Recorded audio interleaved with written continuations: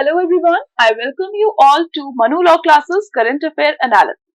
In this particular video, we will do analysis of August 9 The Hindu Delhi edition newspaper. So let's begin our discussion with the very first news that is coming in from Manipur. So police register case against the Assam Rifles in Manipur. एक incidence हुआ था, उसमें कुछ cookie लोग थे, they were accused of killing someone and there has been an instance that Manipur police is saying that the oldest paramilitary force in the country, that is the Assam Rifles, they are obstructing them in performing their duty and criminal intimidation. तो यहाँ पे cookies को बचाने के लिए ऐसा कहना है मणिपुर पुलिस का कि असम राइफल्स ने कुकीज की मदद की है और यहाँ पे कुकीज को बचाने के लिए उन्होंने मणिपुर पुलिस को अपना काम नहीं करने दिया है। तो हमारे लिए इंपॉर्टेंट क्या हो जाता है, we want to discuss more about Assam Rifles, क्योंकि Assam Rifles is in news and you should know about what is Assam Rifles और इसका ओरिजिन कब हुआ था। So just start noting down these important points about Assam Rifles. Assam Rifles आपकी central armed police force का एक part है। मैंने आपको ऑलरेडी बताया था सीएपीएफ में 7 ऐसी फोर्सेस आती हैं, तो उसमें से एक है आपका असम राइफल्स और ये आपका बेसिकली कोई भी इंसर्जेंसी होता है तो उसको काउंटर करने के लिए नॉर्थ ईस्टर्न इंडिया में इस फोर्स को बनाया गया था, to counter any insurgency in north eastern India और in north east. Now it is the oldest paramilitary force. It is the oldest paramilitary force of India and this unit can trace its lineage back to a paramilitary force that was formed under the British in 1835 which was called Cashir Levy. Okay, just remember this name. यहां से इनका origin हुआ है 1835 में, जब British ने एक paramilitary force बनाई थी that was called Cachar levy. वहां से इनका लीनेज हम ट्रेस कर सकते हैं। उसके बाद से असम राइफल्स जो है उनको अलग अलग नेम मिले। पहले उनका नाम था Assam frontier police in 1883, then it became Assam military police in 1891, then it became eastern Bengal and Assam military force in 1913 and finally it got its name in the year of 1917 as Assam Rifles. Now it is tasked with the maintenance of law and order in northeastern parts of India and along with the Indian military it works to maintain the law and order and it also guard Indo-Myanmar border which is there in the northeastern region. And that's why it is also known as the Sentinels of Northeast. Okay? अगर हम इसके headquarter की बात करें तो its headquarter is located in Shillong, Meghalaya, and the motto of this Assam Rifle Forces is Friends of the Hill People. Friends of the Hill People. Now talking about the control की किसकी control में Assam rifle आता है, तो this is the only paramilitary force which comes under the dual control structure. Okay, this is the only paramilitary force which comes under the dual control structure और ये आपका 2 ministry के अंडर आता है। एक तो आपका एडमिनिस्ट्रेटिव कंट्रोल किसके हाथ में है, एमएचए के हाथ में, that is ministry of home affairs और इसका जो ये है एडमिनिस्ट्रेटिव कंट्रोल और ऑपरेशनल कंट्रोल जो है that is under the Indian army और मिनिस्ट्री ऑफ डिफेंस। ओके, तो ये सारे इंपॉर्टेंट पॉइंट्स याद रखिएगा because Assam Rifles is in news, तो आपसे इस टाइप के क्वेश्चंस पूछे जा सकते हैं। आगे बढ़ते हैं अब हम अपने अगले न्यूज की तरफ which is coming in from the state section and here we are having a news related to a park that has been devoted for the freedom struggle or to commemorate the freedom struggle. So here Chief Minister and Lieutenant Governor of Delhi, they inaugurated the park called Shahidi Park. Here the Shahidi Park It has been inaugurated and redeveloped jointly by the Chief Minister Arvind Kejriwal and the Lieutenant Governor B.K. Saxena. Okay? तो यहाँ पे ये park बनाया क्यों गया है? ये park बनाया गया है कि जितना भी आपका फ्रीडम स्ट्रगल, जो हमारे इंपॉर्टेंट लीडर्स थे, उनका जो फ्रीडम स्ट्रगल में कॉपरेशन था, उनका जो फ्रीडम स्ट्रगल के लिए अपना डिवोशन था, और साथ में यहाँ पे सत्याग्रह के स्पिरिट को बनाने के लिए, सत्याग्रह के स्पिरिट को कोमेमोरेट करने के लिए, ये दोनों चीजों को कोमेमोरेट करने के लिए इस शहीदी पार्क को रीडेवलप किया गया है। नाउ G20 समिट के जो विजिटर हैं, they will also get a glimpse of शहीदी park. So just remember about this park, शहीदी पार्क, और ये बनाया क्यों गया है। आगे बढ़ते हैं अपने अगले इंपॉर्टेंट न्यूज की तरफ, और यहाँ पे हमारे पास न्यूज है Rajasthan से. Again, Rajasthan is passing a lot of bills. So here the Rajasthan has again passed a very good bill that no government job for people accused of sex crime in Rajasthan.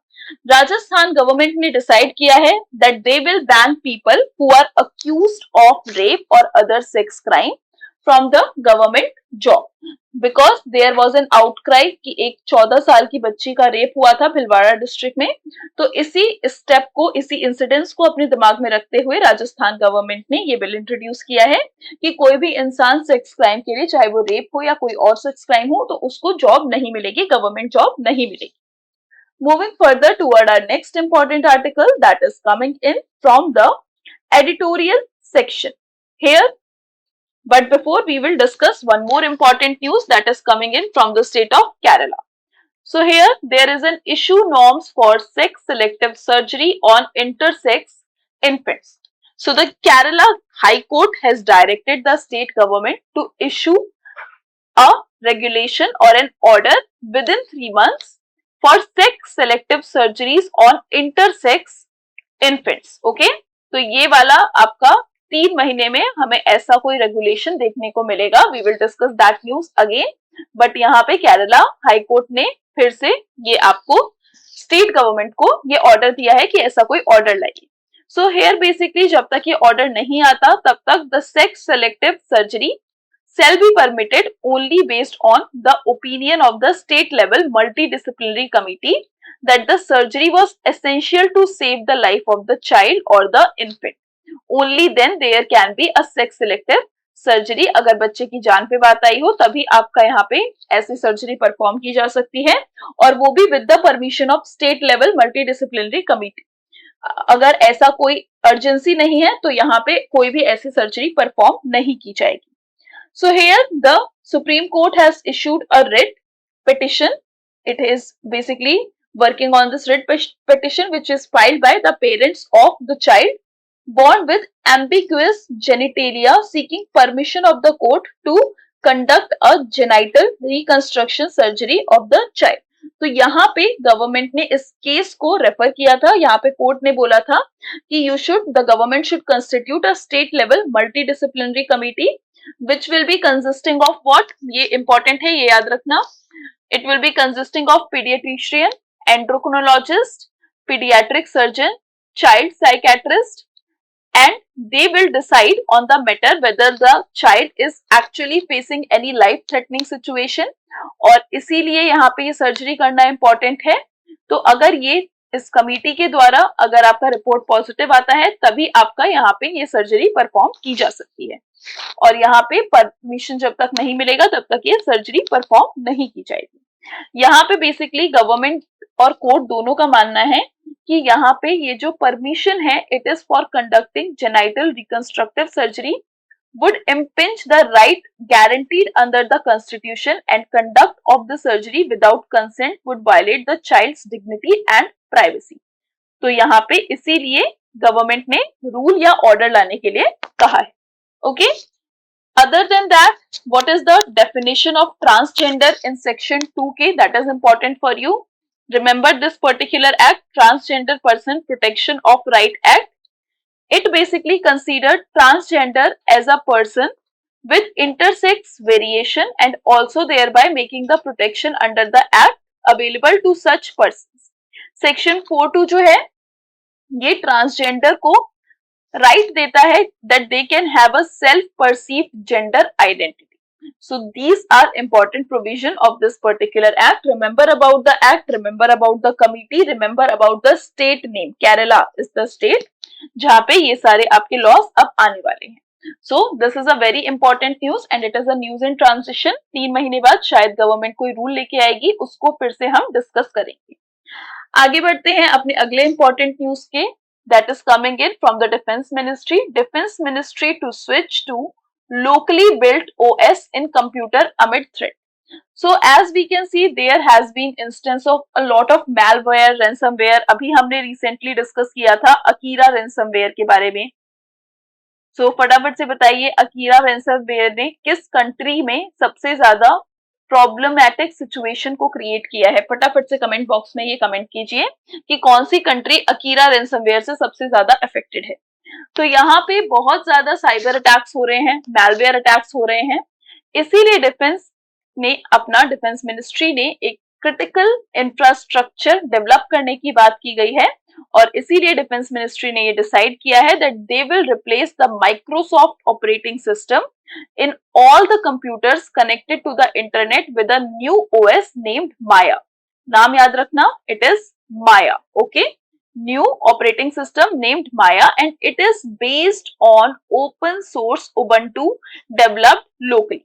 So Maya has an interface and they will have all the functionality like the Windows and the user will not feel any difference. But definitely Maya will be much more safer than any other Windows या Microsoft operating system. So to begin with, the direction is to install Maya on all the computer which is connected to the internet in the South Block before August 15. And after that, it will be basically integrated in all the other computers as well. In addition to this, there will be an endpoint detection and protection system. Its name is Chakravyuh. This is important and it is also being installed in these systems. तो currently Maya जो है it is installed only in the ministry, defence ministry system and not on the computers connected to the networks of the other 3 services. अभी defence ministry जो है उसी के पास ही माया आएगा, फिर धीरे धीरे it will be installed in all other systems. So navy ने अपना ऑलरेडी क्लियर कर लिया है और army air force they have already evaluating on this particular thing and Maya was developed by Government Development Agency within 6 months as the official said. और यहाँ पे माया आपका जितना भी malware अटैक है या कोई साइबर अटैक है उससे प्रिवेंट करेगी. There has been a series of malware and ransomware attack in the country जो हमने ऑलरेडी देखा, जैसा मैंने अभी आपको बताया Akira ransomware. CERT-IN ने अभी इसके अगेंस्ट अलर्ट जारी किया था, तो इसीलिए ऐसे ransomware अटैक बहुत ज्यादा हो रहे हैं. That is the reason we are introducing our own operating system named Maya and also a protection detection system that is Chakravyuh. Okay, moving further toward our next important article that is coming in from the editorial section. And here what is important for us is the Vostro account. Okay, this is important from your examination point of view. So first of all, talking about what the author is saying.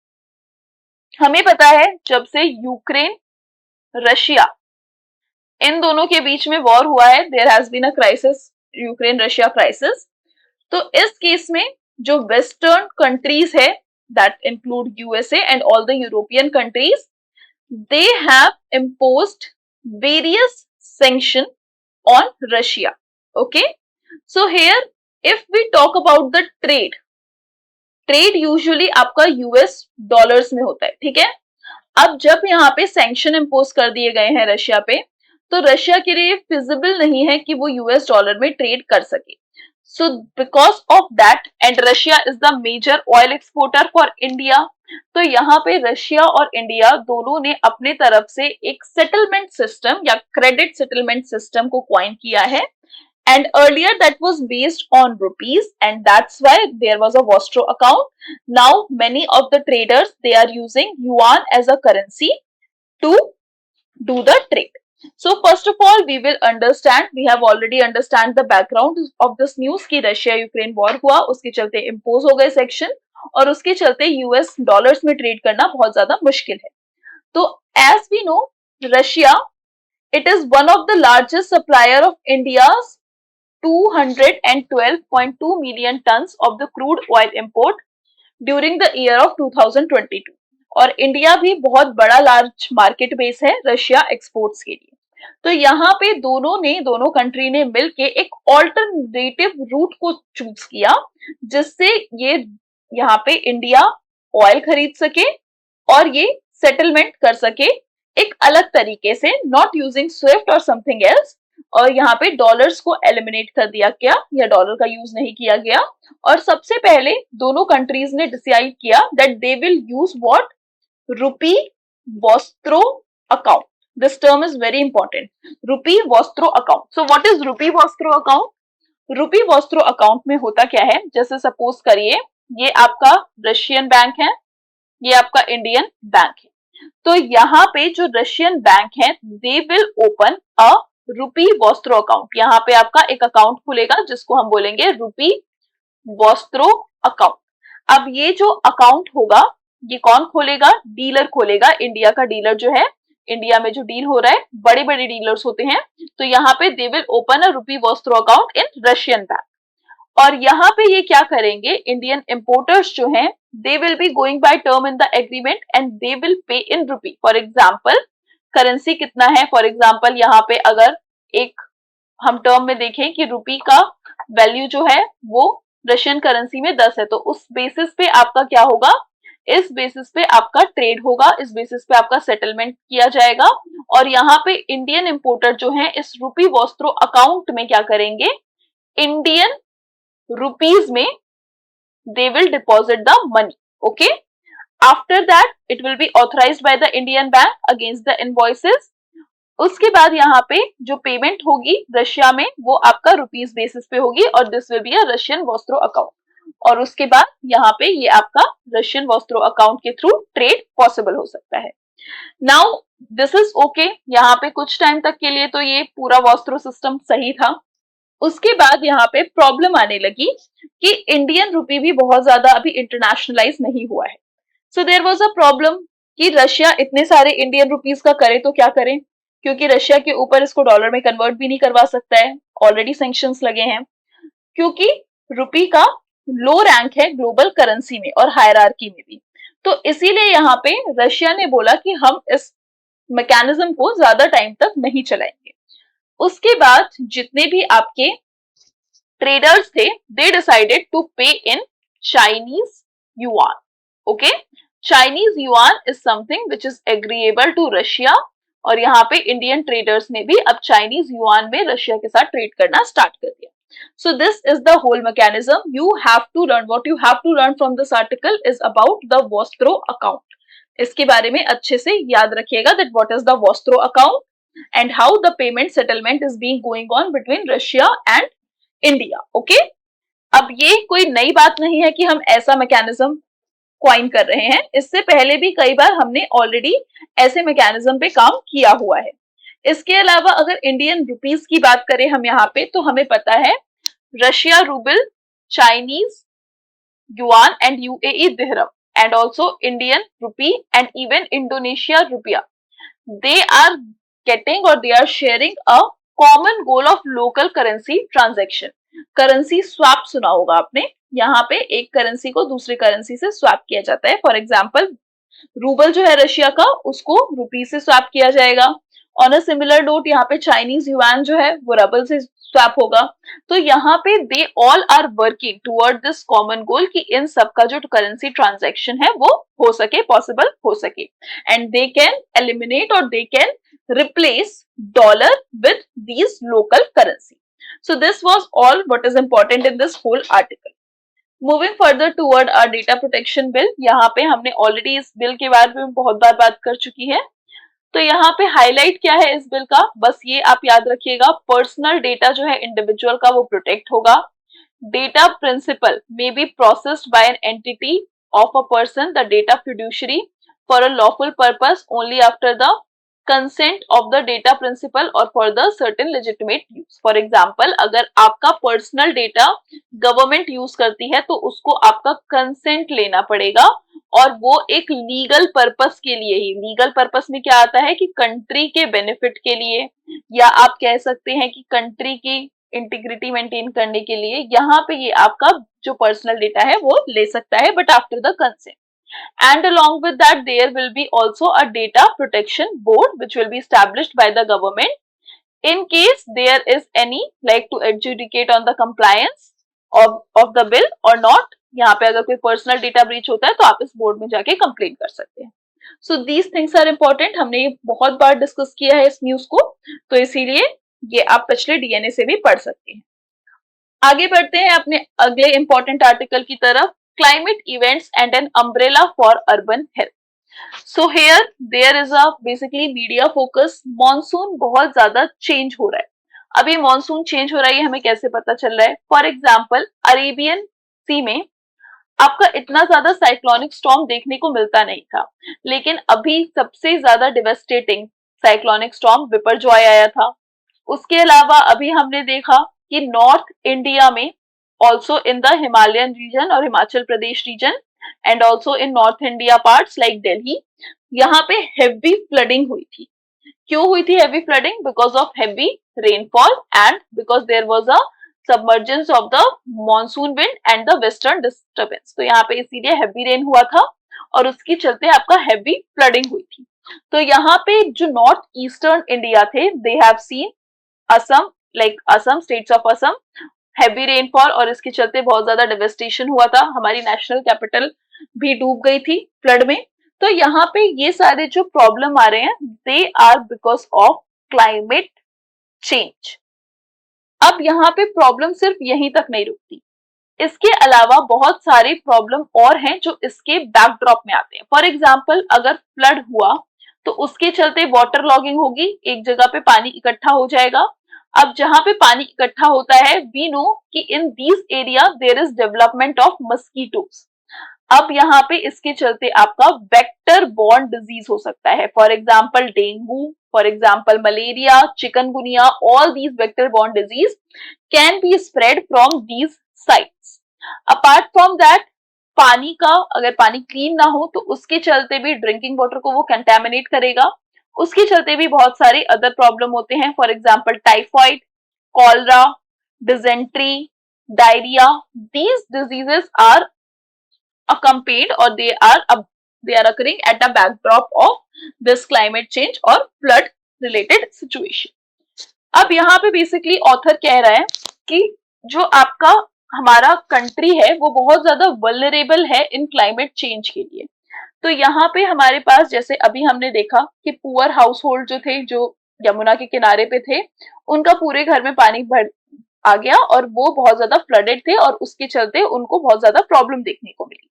So this is the reason the household in the general with poor socio-economic indication they are more vulnerable to malaria, क्योंकि यहाँ पे water logging अभी भी है और इसके चलते मच्छर अभी भी पैदा होंगे, तो उनको ज्यादा केस है कि वो उनके पास मलेरिया का इंसिडेंस हमें इन लोगों से मिले, देखने को मिले.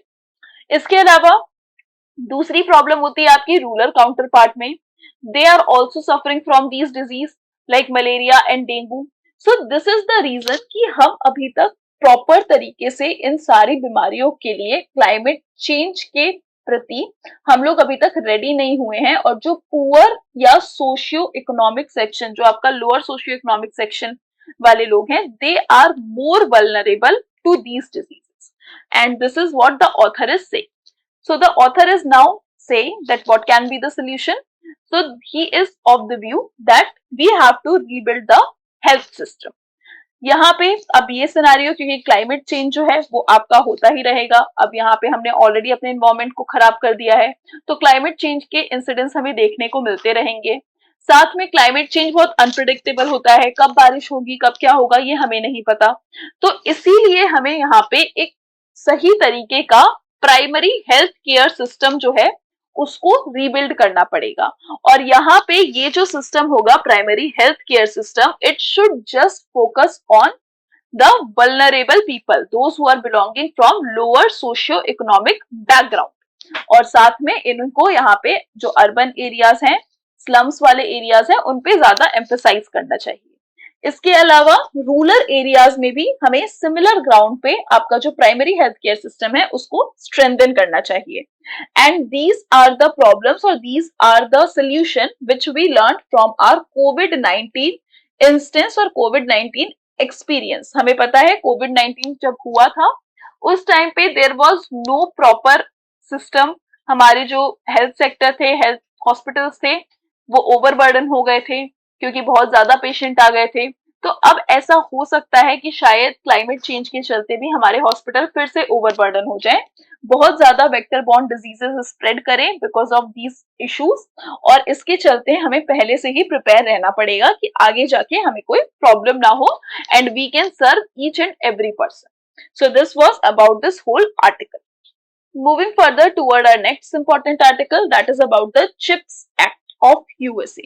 So here United States, it has introduced an act. Full form क्या है इस act का? Creating helpful incentive to produce Semiconductor and Science Act 2022. CHIPS Act इसका पूरा नाम है. It is basically implemented to boost the competitiveness and innovation in the semiconductor industry. So this, just remember the name of this act. USA में ये पास हुआ है, ये याद रखना। इसके अलावा आपको क्या याद रखना है? इसके अलावा आपको इंडिया के बारे में याद रखना है कि इंडिया का जो सेमीकंडक्टर इंडस्ट्री पॉलिसी है, it is being managed by ministry of electronic and information technology, और यहाँ पे यही स्कीम फॉर्मुलेट करते हैं मैन्युफैक्चरिंग, असेंबली, डिस्प्ले और कंपाउंड सेमीकंडक्टर के लिए, और इसको मैनेज करने के लिए they have formed an independent division which is named as India semiconductor mission. So just remember the name, it is India semiconductor mission, okay. और यहाँ पे पूरा ओवरसी करता है माइटी इंडस्ट्री, ओके। इसके अलावा जो आपका ISM है, it is a non profit company and it has been set up by MeitY, और जो पॉलिसी है चिप्स की डिजाइन की, it is being administered by CDAC which is an R&D research and development organization of MIT. अब जो ISM committee होती है, इसमें बेसिकली आपके MIT के ब्यूरोक्रेट्स होते हैं, और ये जो कमेटी होती है, they coin the strategy that how we have to increase the semiconductor production. Okay, so just remember about the act, remember about the ISM mission, that is India Semiconductor Mission, MIT and CDAC. These are important points from this whole article. Moving further toward our very important article that is coming in from the text and context section, and here there is a news on a report that has been published by S&P, that is a Standard and Poor's report, and here they have downgraded the rating of USA from AA plus to AAA. Okay, यहाँ पे ये जो downgrade हुआ है USA का, USA is very angry because of this downgrading, but what Fitch has said, so here they have said that there is a steady deterioration of the governance over the last 20 year, fiscal और date matter दोनों पे, और यहाँ पे इन्होंने basically medium term fiscal framework जो है उसका इनके पास लैक है, और साथ में बजटिंग प्रोसेस भी बहुत ज्यादा कॉम्प्लेक्स है, जिसके चलते आपका इकोनॉमिक शॉक्स आ रहे हैं, टैक्स कट हो रहे हैं, और न्यू स्पेंडिंग इनोवेशन भी बहुत कम लेवल पे है। So these are the old problematic scenario जिसके चलते इनकी जो रेटिंग है वो डाउनग्रेड की गई है। Just remember about this report, कुछ और इसमें इंपॉर्टेंट नहीं है। Now and another important article that is the जन विश्वास बिल 2023। तो ये जो जन विश्वास बिल है, amendment of the provision bill 2023, it has been introduced by the Commerce and Industry Minister Piyush Goyal, and this bill aims to give further boost to ease of living and ease of doing business. यहाँ पे इस bill के through 183 provision जो है वो आपके decriminalise किए गए हैं, 42 सेंट्रल एक्ट और 19 मिनिस्ट्री के जो आपके एक्ट्स हैं उनको यहाँ पे अमेंड किया जाएगा। सो यहाँ पे ये बिल बहुत इंपॉर्टेंट है। Just remember about the name, the जन विश्वास अमेंडमेंट ऑफ प्रोविजन बिल 2022। यहाँ पे 42 लॉस को अमेंड करेगा, और ये अलग अलग सेक्टर्स के लॉस हैं। It include agricultural laws, environment laws, media and publication laws and health laws. अब यहाँ पे ये जो बिल है ये आपके कुछ फाइन्स और पेनाल्टीज को कन्वर्ट कर रहा है, मतलब कुछ फाइन्स और पेनाल्टीज को थोड़ा कम कर रहा है, जिससे बेसिकली कोर्ट प्रोसिक्यूशन जो है वो नेसेसरी नहीं होगा और यहाँ पे पनिशमेंट देने के लिए कोर्ट पे जाना नहीं पड़ेगा। साथ में बहुत सारे ऐसे प्रोविजन है जिसपे इम्प्रीजनमेंट का पहले चार्ज था लेकिन अब उसको हटा दिया गया है with the payment of the penalty या fine. Now this particular act, why this is being opposed? Because of the change it has made in the Drug and Cosmetic Act 1940, the Food and the Safety Standard Act 2006 and the Pharmacy Act 1948. यहाँ पे जितने भी health care activist हैं they are against this particular law और amendment. हो क्या रहा है, ये जो आपका ड्रग एंड कॉस्मेटिक एक्ट 1940 है इसमें इन्होंने बहुत मेजर चेंज लाने की बात की गई है। ये एक्ट जो है बेसिकली आपका इंपोर्ट, मैन्युफैक्चर, डिस्ट्रीब्यूशन और sale of drug and cosmetics country के अंदर इसको मैनेज करता है। करेंटली इस लॉ में, इस एक्ट में टोटल 4 टाइप के ऑफेंस हैं। एक ऑफेंस है एडल्ट्रेटेड ड्रग, एक है स्प्यूरियस ड्रग, एक है मिसलेबल ड्रग एंड एक है not of standard quality drug. और इन सब के लिए अलग अलग बेसिकली पनिशमेंट है या प्रोविजन है पनिशमेंट और प्रिजन की। तो यहाँ पे आपका प्रोज एंड कॉन्स क्या है इस अमेंडमेंट का। यहाँ पे जो ये वाले ड्रग हैं, जो चौथा लेवल का ये जो आपका ऑफेंस है that is not of standard quality drug, यहाँ पे आपका पहले पेनल्टी था कुछ, they have to pay a amount of money if they are producing not of standard quality drug।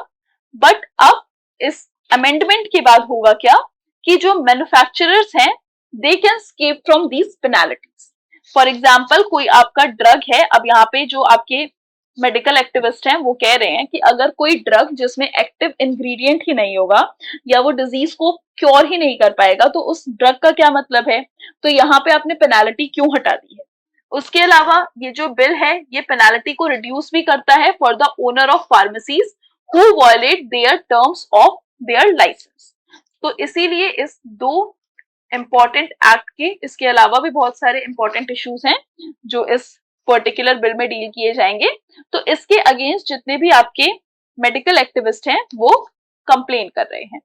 अब यहाँ पे गवर्नमेंट ने क्या रिस्पॉन्ड किया है, गवर्नमेंट बोल रही है कि इंडिया को हमें फार्मेसी ऑफ द वर्ल्ड बनाना है और इसीलिए in order to improve the ease of doing business we are making such provisions lenient और we are reducing the penalties. So this is about this whole article.